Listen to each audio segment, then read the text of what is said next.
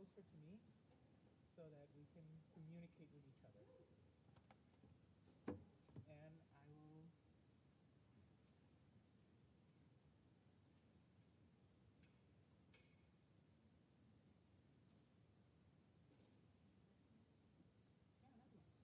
that works. That way you can have the choir sort of around you.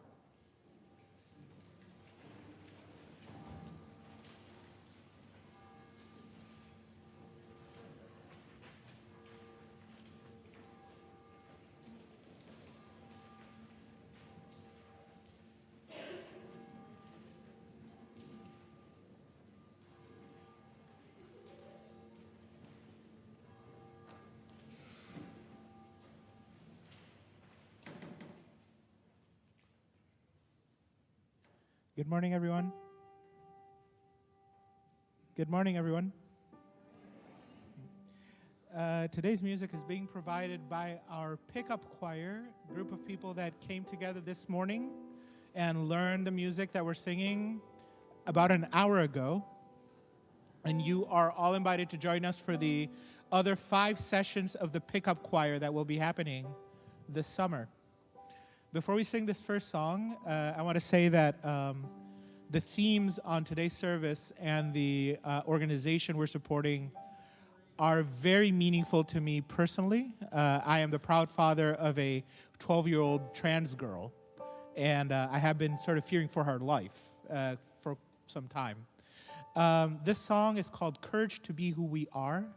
It was written by Ruth Huber, and it was written for Gwen Amber Rose Araujo. She was a trans teenager who was murdered in 2002 by 4 men.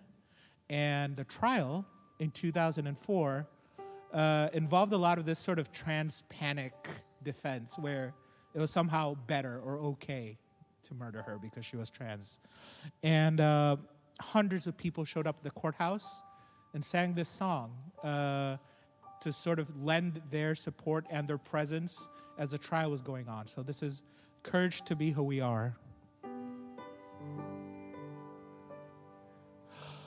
We are here in the memory of those who have fallen, those who have fallen, those who have fallen. We are here in the memory of those who have fallen, here for the courage to be who we are, courage to be who we are. We are standing in the memory of those who have fallen, those who have fallen, those who have fallen. We are standing in the memory of those who have fallen, standing for the courage to be who we are, courage to be who we are. We are singing in the memory of those who have fallen, those who have fallen, those who have fallen. We are singing in the memory of those who have fallen, singing for the courage to be who we are, courage to be who we are.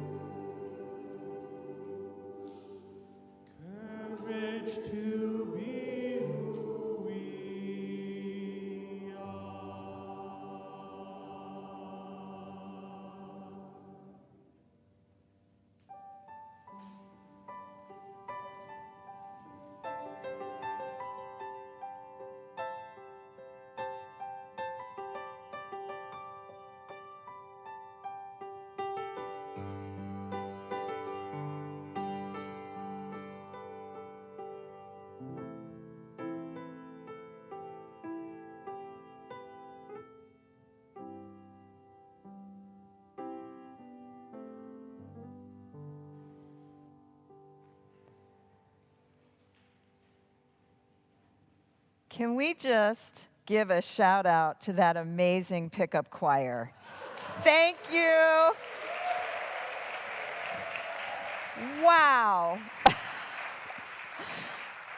When Ahmed said he was going to have a pickup choir, I thought maybe we'd have 6 or 7 people, but wow. Welcome one, welcome all to Unity Church-Unitarian. This is the day which has been given to us. Let us rejoice and be glad in it. I am Reverend Kathleen Rolenz. I'm serving as your interim senior minister. I'm sharing today's worship service with worship associate Carol Mahnke. I want to extend a special welcome to all of you who are visiting us for the first time, those of you who are watching us online, and of course, all of you who are here today.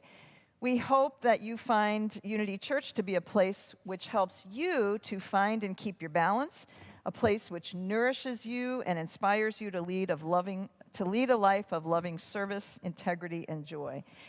And speaking of joy, this is also Pride Sunday. Yes.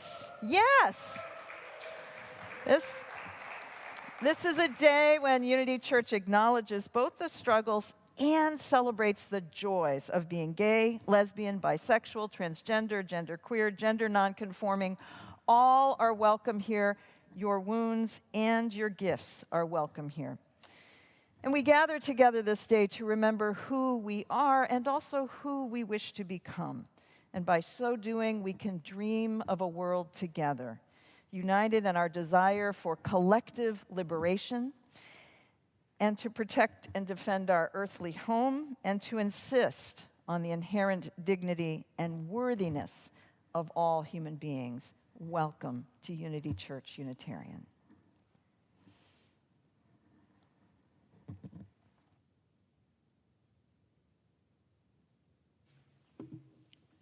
Our many differences give us ways to appreciate differences in others and to understand and respect them.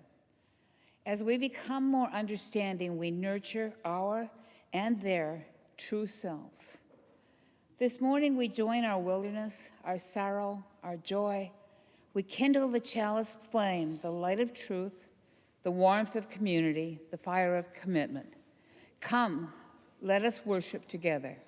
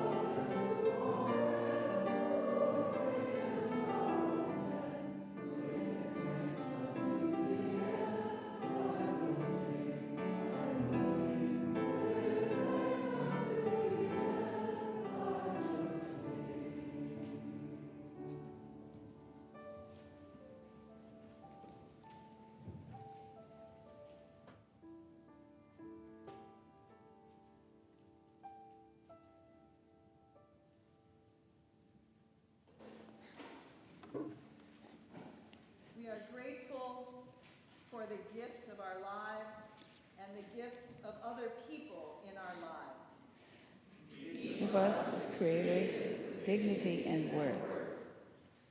We are called to love one another and to do nothing to others that we would find hateful to ourselves.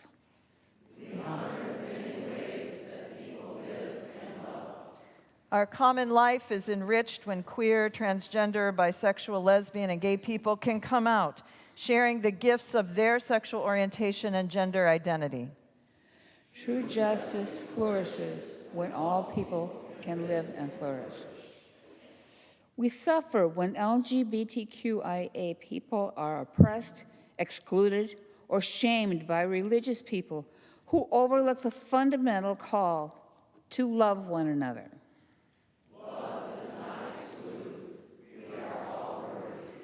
May we work to build a world where all people are celebrated and loved. We celebrate sexual and gender diversity as a blessing that enriches us all.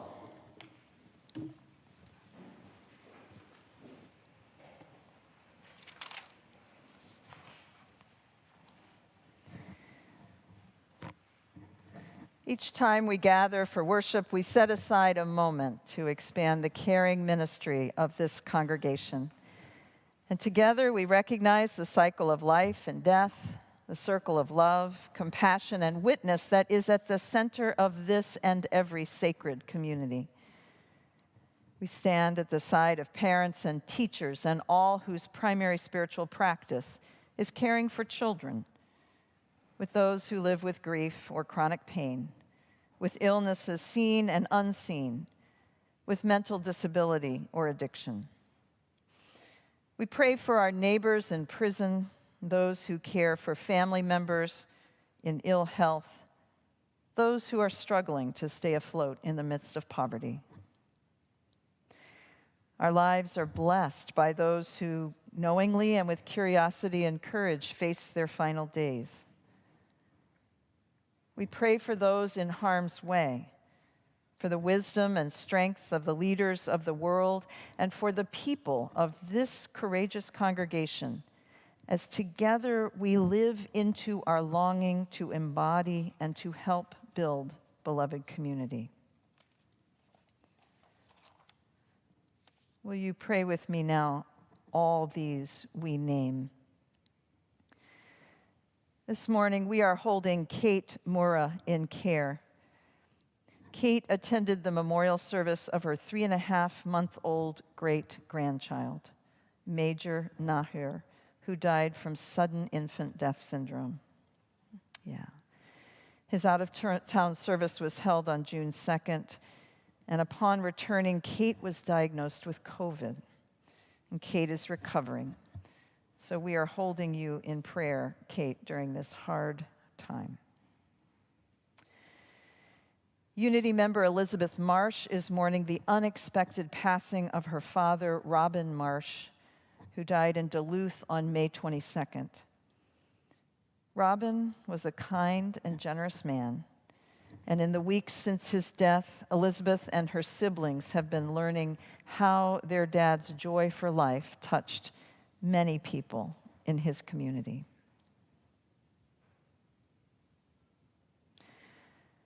We are holding Unity member Mark Al and his sister Anouk in our care. Earlier this week, Anouk was diagnosed with breast cancer. We are glad to hear that Mike Funk is recovering from recent shoulder surgery, which was held on June 7th. And we have a celebration.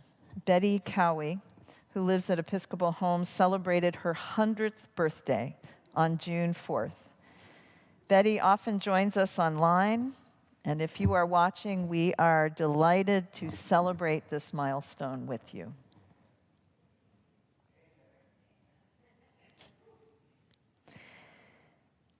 I now invite you to speak aloud, or you may choose to hold in the silent sanctuary of your hearts the names of those you would like to lift up in our worship today.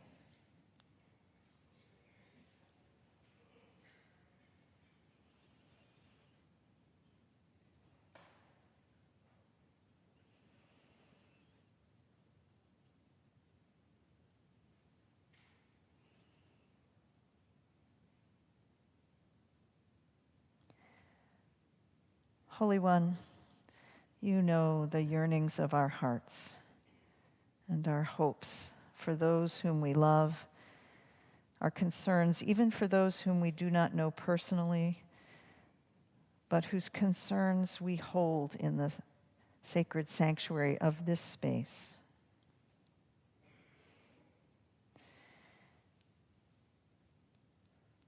Every month should be a celebration of GLBTQAI persons, but this is a month when we especially honor and recognize the gifts, often unrecognized, of our gay and trans siblings. And this is a prayer and a blessing offered by Unitarian Universalist minister Reverend Barb Grieve. Blessed are the trailblazers who brought us this far and are still trailblazing, still celebrating. Blessed are the drag queens and kings who remind us to not take life too seriously. Blessed are the gender benders, the non-binary, the gender fluid, and the third gender folk, those who challenge us to reframe our gender paradigm. Blessed are the young ones who present fearlessly from the start. Blessed are their parents who make space for freedom and love their children fiercely. Blessed are the siblings and relatives who educate, support, and love us as we are. Blessed are the gender-queer youth who are struggling and persist. Blessed are the 90-year-olds just coming out and those who have been out for decades. Blessed are those whose lives were cut too short. May their stories live on through us. Blessed are the survivors, may they keep on living, and blessed are the allies learning to be accomplices. Blessed are those gathering here today, witnessing, learning, celebrating. May we all commit to showing up, fighting for justice, celebrating all the genders in life. We hold now these aspirations in a time of shared silence.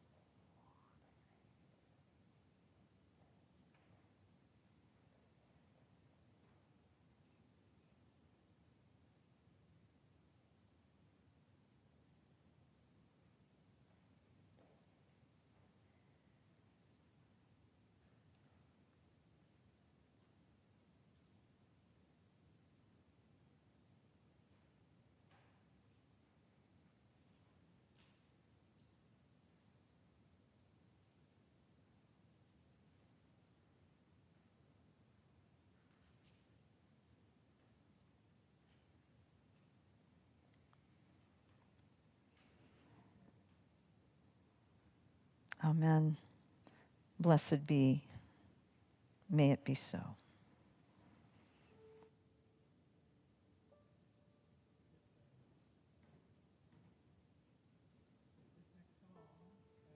That the pickup choir will be singing is called Love is Love is Love is Love. It was written by my friend Abby Bettinas. We're working together on something called the Justice Choir Songbook. And this was written after we heard of the Pulse nightclub shooting in Orlando in 2016.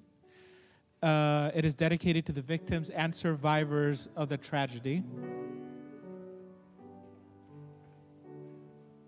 And she writes in the score, love is often the bravest thing we do. May love prevail.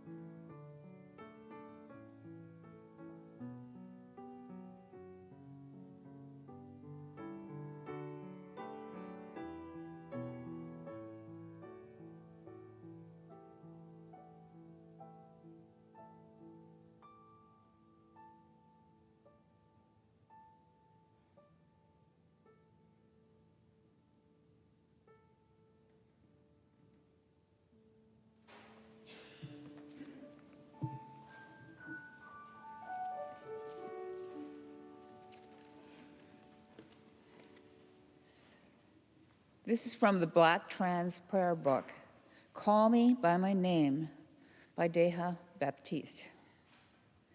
I am who I have always been, your daughter, a niece, a sister. I am the little girl you called a little boy. I was a woman when I learned to walk like a man. I will be a mother when I raise a family. Call us by our names and know that we never needed permission. Call us by our names, the names our ancestors whisper in our dreams and that fill our hearts. Call us by our names, our benediction, blessings, and avengers of our lineage. Call us by our names as proudly and with joy that Spirit has manifested perfectly in imperfect flesh. Call us by our names and know that each time freedom is won.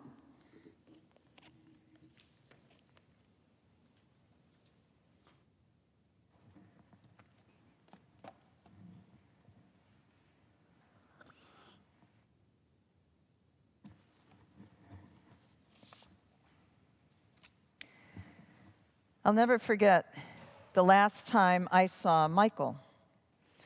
We were in high school together, and he tried so hard not to stand out. He wore jeans and a button-down Oxford shirt, but everyone in school knew he was different. We weren't friends because he was a senior and I was a year behind him, but I remember him in the halls looking absolutely miserable. And I remember wanting to reach out to him somehow to be kind, but the strict hierarchy of social relationships that was high school, I never knew how to do that. And he guarded himself so tightly. Well, we both graduated, and I forgot about Michael until I was in college at an underground bar watching my first drag show. I was dazzled by the hair, the makeup, the costumes, but what really took my breath away was Michelle. Michelle was gorgeous and glamorous and way more comfortable in her body than I was in mine. Michelle blew kisses and bubbles and laughed and joked and sang and swayed, and a part of me fell in love with her that day. It was only later, when Michelle came over to our table, that I realized who she was. She was Michael from my high school. And as miserable as Michael was in the halls of Ellet High, Michelle was the embodiment of joy. I never saw or heard from Michelle again after that encounter. And I didn't have the language or the understanding back then that I have now, but it was Michael and Michelle that changed my life and began a lifelong journey of being an ally and an advocate for transgender, genderqueer, gender nonconforming persons. So as we said, June is LGBTQAI Pride Month, and a month when we also explore joy as the theme. And last Sunday, I said that joy is our birthright, and I absolutely believe that. I believe that each person is not only granted inherent dignity and worthiness at birth, but each person is born with the right to fully experience and express joy.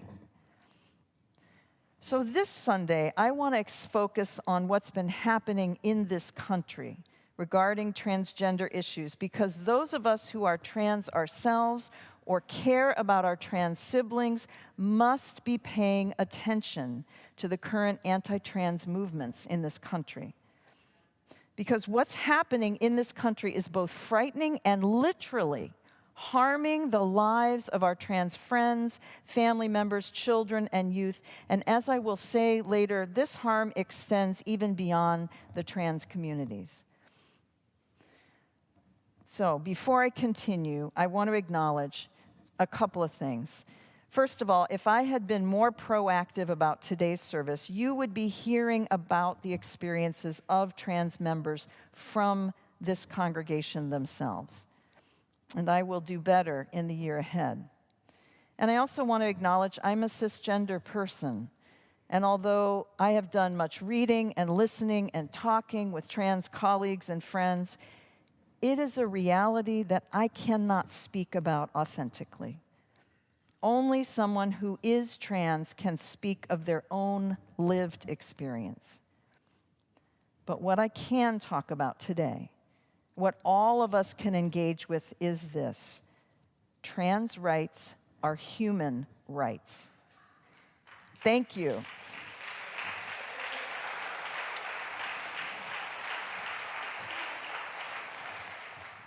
Now, I was going to say, some of you may be wondering, what's this got to do with me? But what is happening in the legislative bodies across this country should disturb, alarm, and motivate us all to action, because this movement is a direct attack on human worth, dignity, agency, censorship, and parental rights.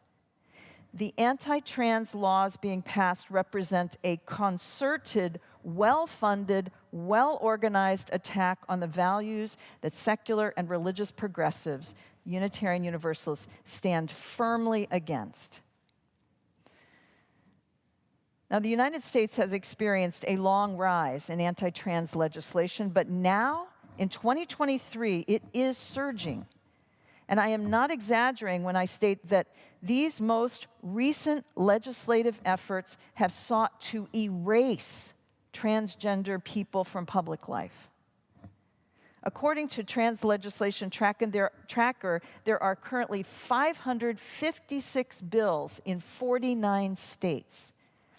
83 of those bills have passed, 369 are under active consideration, and 104 have failed. So 2023 has been a record-breaking year so far for the number of anti-trans bills. And these bills seek to impact access to gender-affirming care, education, athletics, birth certificates, and religious discrimination, to name just a few. So I'm sure that you may be familiar with some of these cases in the news, but let me summarize a few of the issues and arguments that have been passed or are considered for passage. The first one, the most egregious, is to impose criminal penalties on providers of medically necessary and widely accepted gender-affirming care. Bills filed this year in Oklahoma, South Carolina, and Virginia aim to bar state health care providers from recommending or administering treatments like puberty blockers, hormones, and gender-affirming surgeries to patients younger than 21 years of age. Oklahoma just filed another bill that would prohibit adults up to 25 years of age from receiving gender-affirming care, up to 25 years of age. So what began as an argument to protect minor children from making decisions that could affect their reproductive choices in adulthood, that's part of the argument for these bills, has now gone after adults. So it's not about children anymore. It's about banning care entirely, said Erin Reed. She's an independent legislative researcher. It's about forcing transgender people back into the closet. In education, there are bills like Arizona HB 1700 that encourages parents to report and ban books which promote gender fluidity and or gender pronouns. And this movement alone should give us concern. In 2022, there was a record 1,269 demands to restrict or ban books in schools and libraries and targeted books that deal with LGBTQ topics or race. Most of the books being banned are by queer and non-white voices. Another bill would require that both a guardian and teacher approve of a student's pronouns. I know. If these and other bills continue to advance, our state of Minnesota is one of the few that will become a sanctuary state for families who find their state laws intolerable.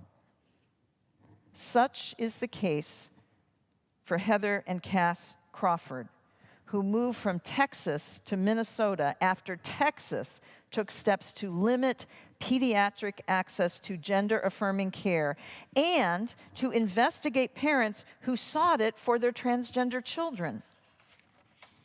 Some of you may remember the story that was in the Star Tribune on May 6th.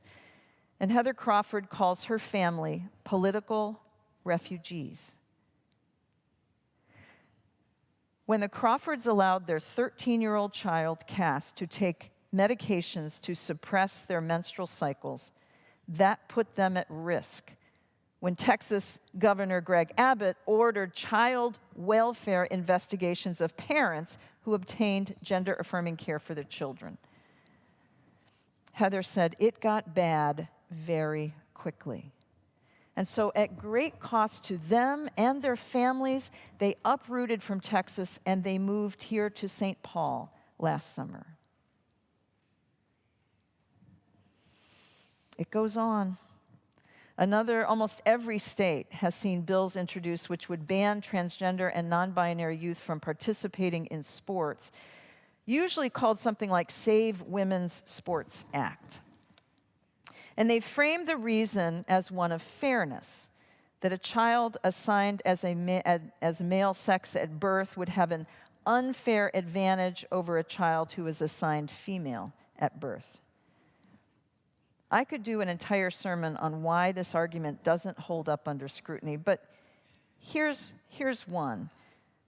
Children and youth will have varying degrees of physical abilities and attributes that may or may not lend themselves to success in the sport of their choice. So just think about it. If I'm a runner with short legs, for example, and I'm competing against a runner with long legs, doesn't their long legs give them an unfair advantage over me? I mean, no one proposing these bills is concerned about differences in non-trans bodies, only the tiny population of trans youth who identify as female. Very few, if no, concerns about trans males. So a more recent assault on a different front has been the banning of drag shows. And this past December, the First Unitarian Universalist Church of Columbus, Ohio, was surrounded by members of the Proud Boys and the Patriot Front touting guns, tactical gear, and face masks. And what was the reason for this armed resistance? They were protesting the Holi, H-O-L-I, the Indian celebration, / drag story time, where 3 drag queens would read to children of all ages and perform a few holiday numbers. They sold almost 1,000 tickets, but the event had to be canceled out of concern for the safety of the performers, their children, their families, and the church. Those promoting anti-drag show bills believe that there is no such thing as a family-friendly drag show. So all of this is kind of bad. It's bad news. But I'm here to tell you that there are plenty of legislators who are challenging these draconian bills. When conservatives in the Nebraska legislature recently proposed a bill that would make it a crime for children to attend a drag show, State Senator Megan Hunt proposed an amendment to the anti-drag bill to ban children from attending vacation Bible study or any other similar religious indoctrination camp. I know. The amendment says, quote, there is a well-documented history of indoctrination and sexual abuse perpetrated by religious leaders and clergy upon children. Where does it happen? Church camps, religious retreats, vacation Bible study, church lock-ins, Christian youth conventions. Therefore, she says, we ought to ban children from attending any of those. End quote. Now, Senator Hunt knew that this amendment would not pass, but she wanted to expose the hypocrisy of this anti-drag show bill. And in Utah, some families in the Davis School District demanded that 2 books should be removed from the shelves because they contained material that was inappropriate for children. These books in question did indeed contain graphic stories of murder, prostitution, sexual assault, incest, as well as violent battles, beheadings, and kidnappings. The books in question? The Holy Bible and the Book of Mormon. And it does raise the question, where does the book banning stop? I am so grateful for Governor Tim Walz. Yes, thank you. Thank you, Tim Walz, who in March of this year signed an executive order protecting the rights of LGBTQ people from Minnesota and other states to receive gender-affirming health care. Walz wrote this: "We want every Minnesotan to grow up feeling safe, valued, protected, celebrated, and free to exist as their authentic version of themselves. Protecting and supporting access to gender-affirming health care is essential to being a welcoming and supportive state. Minnesota, I love you." Can I get an amen?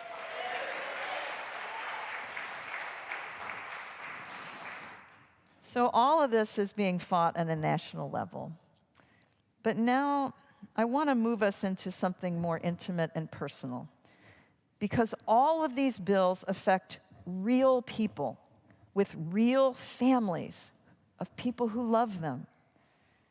And as worship associate Carol Mahnke and I were talking about today's service, I realized that Carol has her own story to tell. So Carol, would you please come forward now and share your story with us?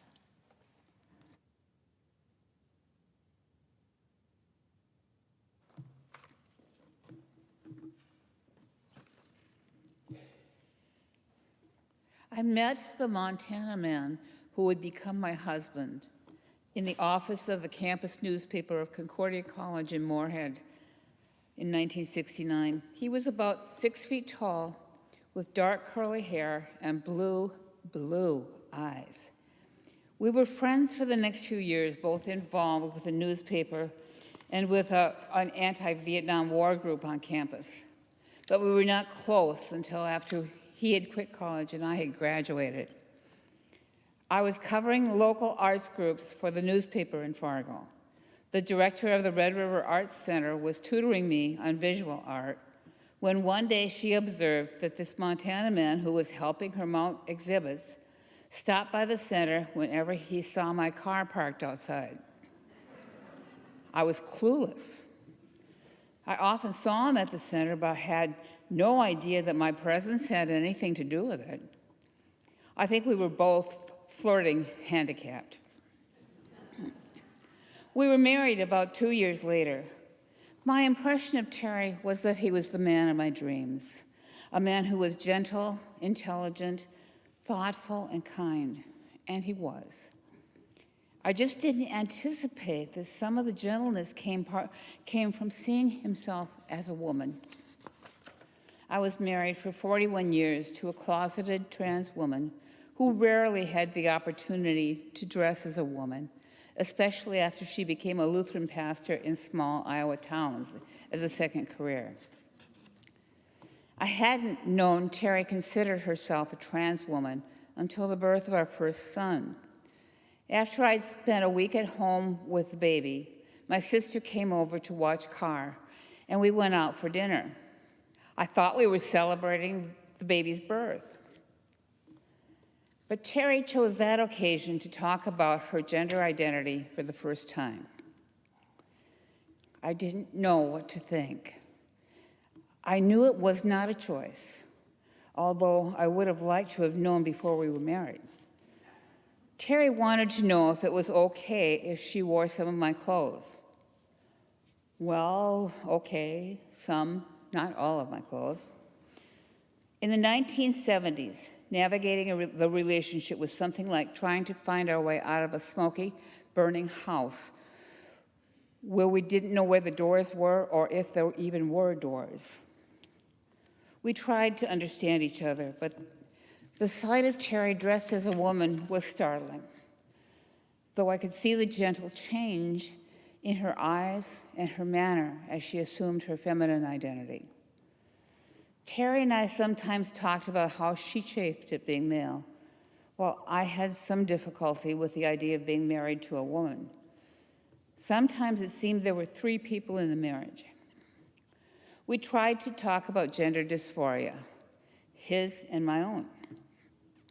A poem by Jamie Winters in the book Transverse gives me some impression of what Terry was going through, being trans. Being trans is like having a beehive where your heart is supposed to go, like having a radio tuned to true frequencies instead of a brain, like having hands for feet and feet for hands, like having prickly Velcro instead of skin to protect you, like having sandbags draped over your shoulders as if you were a balloon about to float away. Being trans is like having everything misplaced, except no one ever believes you. This was a very busy time in our lives. 2 babies, 2 full-time jobs, and I was working on a master's degree and serving as the president of the Fargo-Moorhead Unitarian Fellowship. I have to admit, I often avoided these discussions. The connection Terry and I sought was a more cerebral as well as spiritual partnership, however flawed. We supported each other. I supported Terry while he finished college, and he supported me through a career crisis and the deep and prolonged depression that followed the loss of my job and the process of changing my understanding of who Terry hoped to be, but couldn't after he became an ELCA pastor. Along the way, several counselors pressured me to divorce Terry. But she was the only person I could depend on through a very fragile time in my life, though I know it may have seemed to her that I was holding the closet door closed. In the 1970s, there was the beginning of a lesbian and gay movement, but it didn't begin to cover trans or other varieties of gender expression. Now there's LGBTQIA, including trans, queer, and gender nonconforming. I only wish Terry could have experienced the world as it is becoming.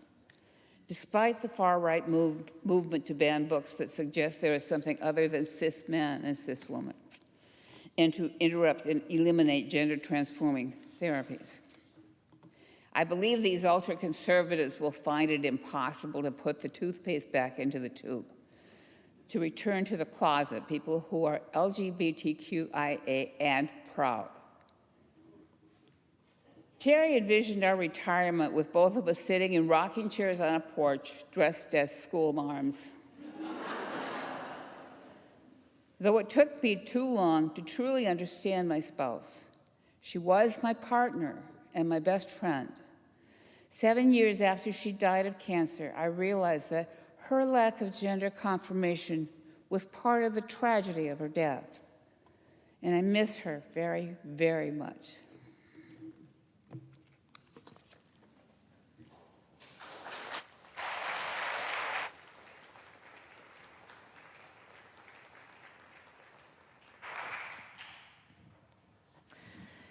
As Carol and I talked about Terry, we both felt such a sense of loss for her, for Terry, who could not be the woman that she really wanted to be.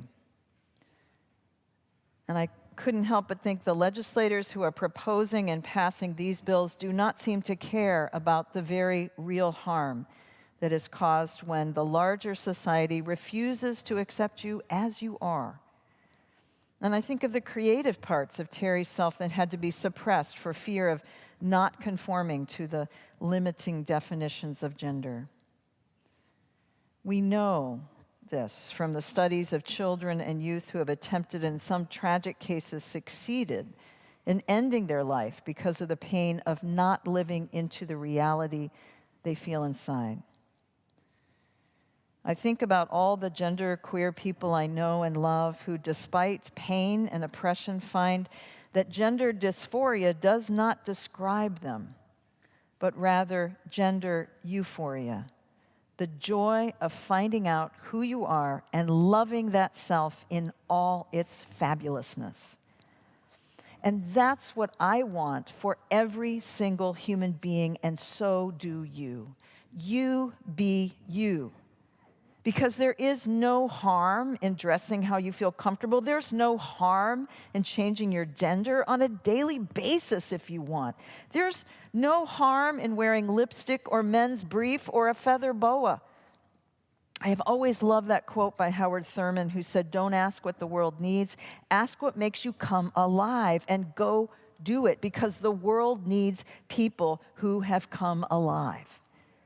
In other words, don't be throwing shade on my shine. Let your gender euphoria shine and keep shining, because the world needs all of us. And when we shine, when we change our lives, we change the world. And we can transform this world into a more loving and generous and generative and creative and fabulous and outrageously gorgeous self. Just like Michael to Michelle, blowing bubbles and kisses and hopes for the future, where all children, all youth will live into their juice and into their joy. That is my hope and my prayer on this Sunday. May it be so.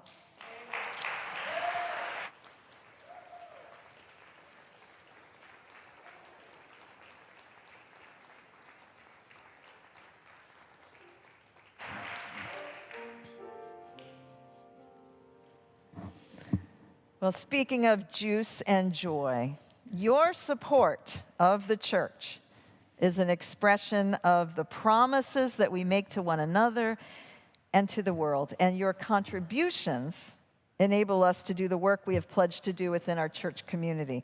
So each Sunday, as you know, the majority of our offering will go to a community partner with whom we share a common cause.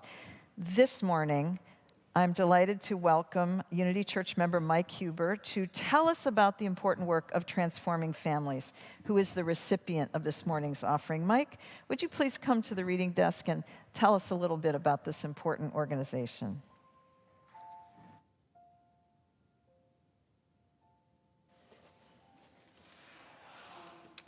Good morning, everyone. So I know these are dark times, but right now I am going to talk about trans joy.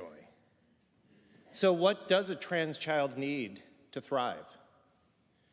Like most children, the main factor is a loving parent, a supportive family. And that's where Transforming Families comes in. We're the largest, longest-running organization that supports, that's a peer support group for parents of trans and non-binary children and youth. Each month, we have 4 in-person meetings and 1 virtual meeting. One of those happens right here at Unity Church.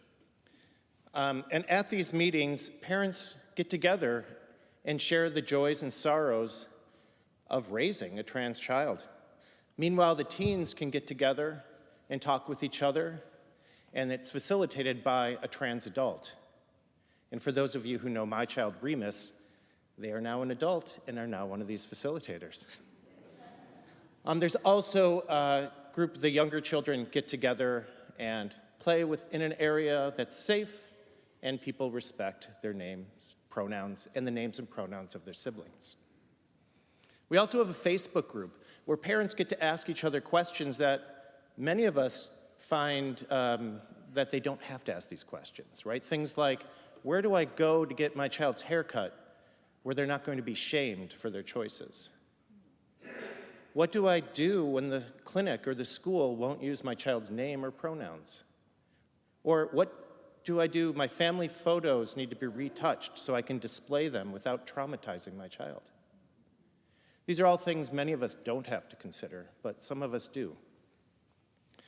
So each month when we gather, there's always a parent who shows up who they thought they had never met a trans person before. And they discover that they've been living with one. And it turns out to be one of the people they love best of all. And they don't know what to do except love their child. And of course, that's where we start. But they come to us hoping for a roadmap. How does this work? What do I do? But they soon discover that every gender journey is unique. And so they don't get a map. But they meet hundreds of other families who are willing to walk with them wherever that journey takes them, and they don't have to do it alone. So I hope you can give generously today to Transforming Families. Thanks. Thank you. Will the ushers please come forward now and give as generously as you can. We're weaving a tapestry of love that we call community. I'm going to get another basket.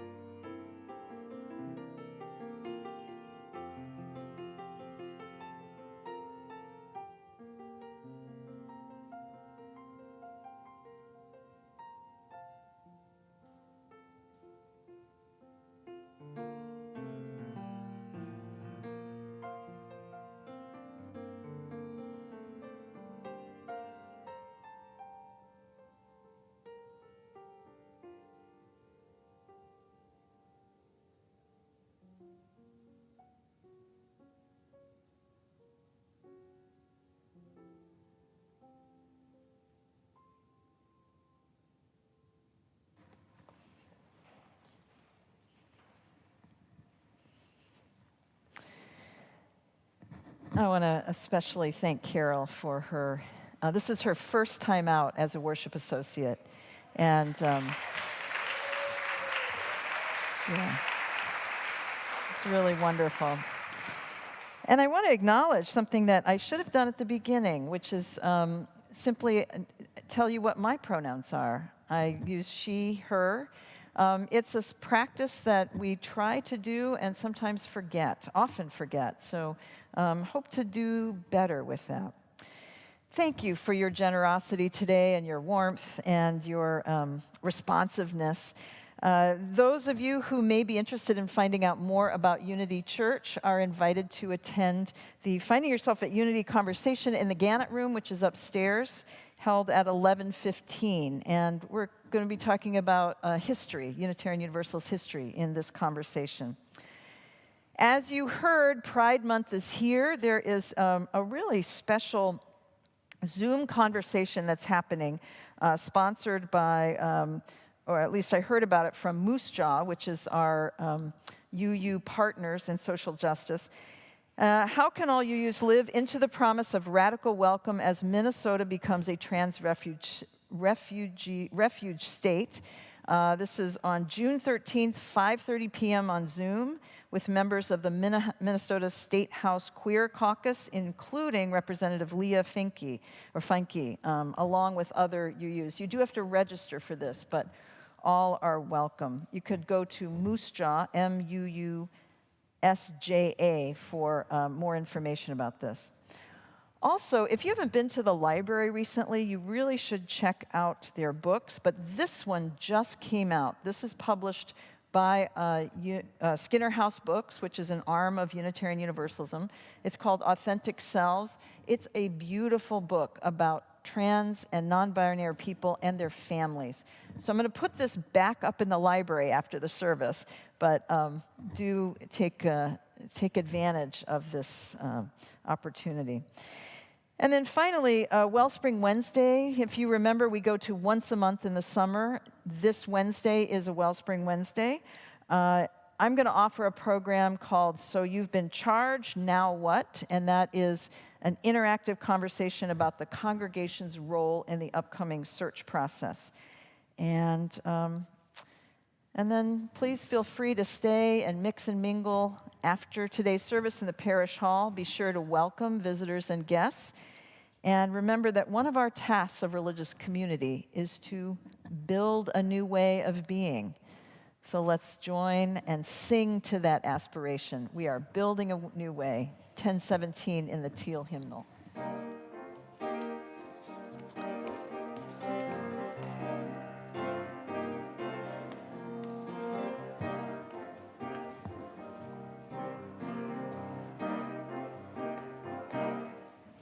We are building a new way.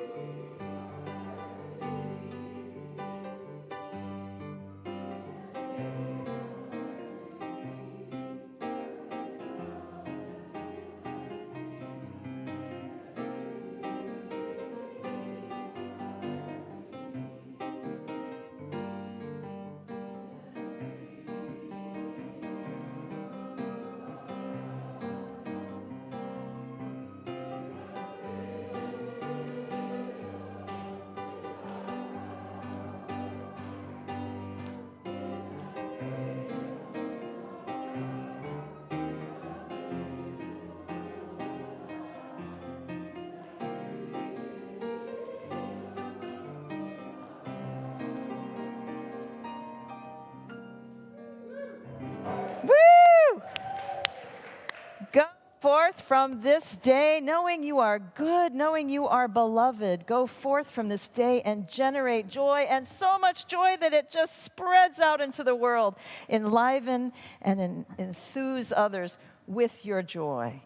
May it be so this day and all the days of your life. Amen.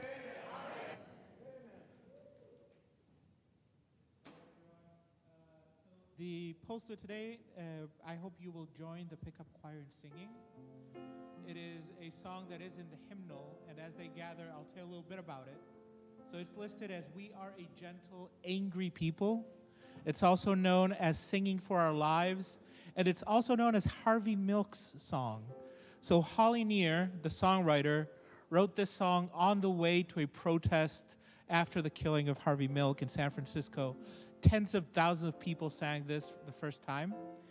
And sometimes churches take out the words angry. I don't think we should take out the anger.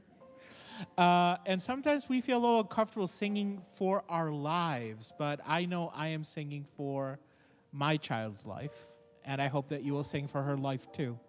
So here we go. And we are a gentle, angry people, and we are singing for our life.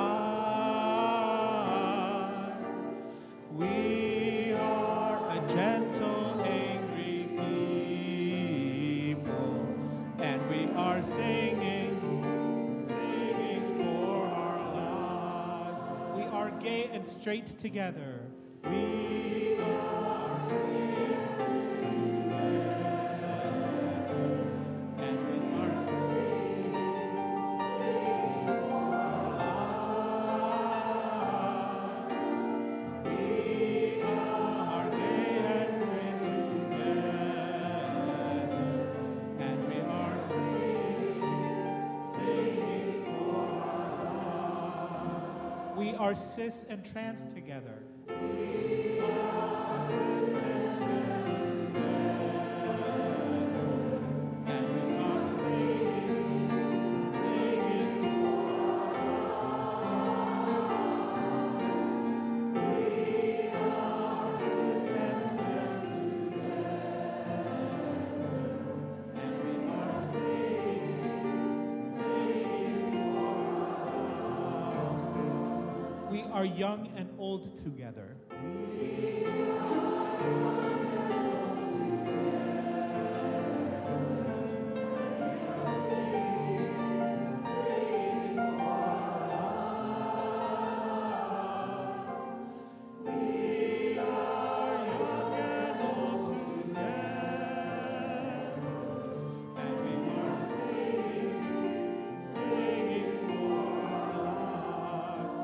We are a gentle, loving people. We are a gentle, loving people, and we are singing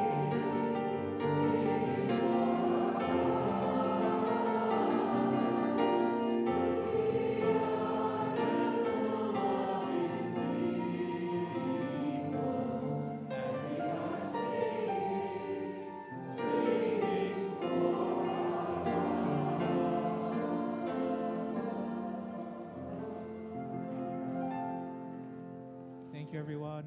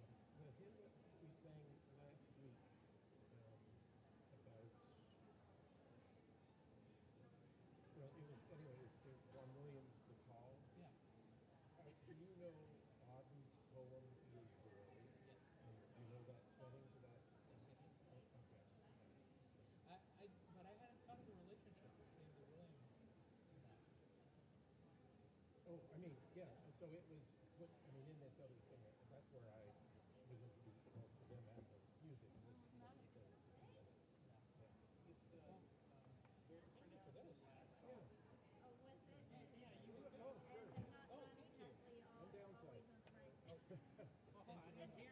If I ever need it, I'll come down.